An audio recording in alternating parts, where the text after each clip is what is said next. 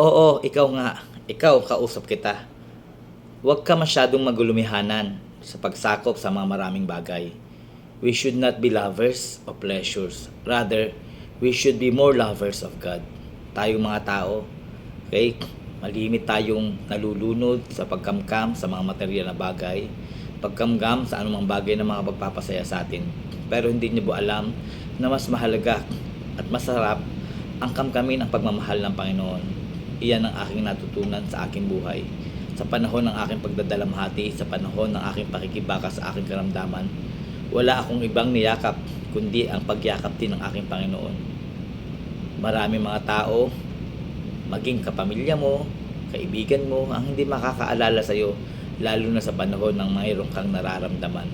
Pero mang isa lang mang na higit na tapat at handang tumulong sa atin. Huwag mong ilayo ang sarili mo sa Panginoon. Ilapit mo sa Kanya ang iyong puso. Yun lang naman ang hinihintay ng Panginoon sa atin. Sikapin at pilitin nating maging mapagmahal tayo sa Kanya. Bagkus, libo-libo, milyon-milyong pagmamahal ang ibabalik niya sa atin. Marami mang nagugulumihanan, maraming nanlulumo, nalulungkot, nagsasabing pinabayaan na ako ng aking pamilya, pinabayaan na ako ng aking mga kaibigan, pinabayaan na ako ng aking mga barkada. Pero mayroong isang taong hindi ka bababayaan sa punto na ikaw ay nalulugmok. Ilapit mo lamang ang sarili mo sa Panginoon. Itaas mo lamang ang iyong kamay sa Kanya. Mahigpit Kanyang hahawakan hanggang maiahon ka sa pagkalunod sa anumang karamdaman, anumang kalungkutan na iyong dinaranas sa kasalukuyan. Just keep your faith to God.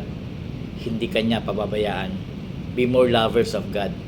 Yan naman ang hinihintay niya sa atin. Mahalin natin siya at igagawad niya sa atin ang lahat ng pagpapala. Kung hindi man pagpapalang material, ay pagpapala na makuha natin ang Kanyang indulhensya at yun yung bayan na banal, yung paraiso ay pinangako niya sa atin. Ang sino mang sumusunod sa akin ay makatatamo ng Kanyang buhay na walang hanggan sa Kanyang kaharian, sa Kanyang kalangitan, sa Kanyang paraiso.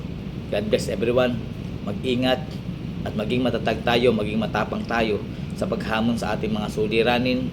Lagi nating lapitan ng Panginoon dahil ang Panginoon hindi Kanya iiwan, hindi Kanya bibitawhan. Palalakasin Kanya anuman ang iyong nararamdaman.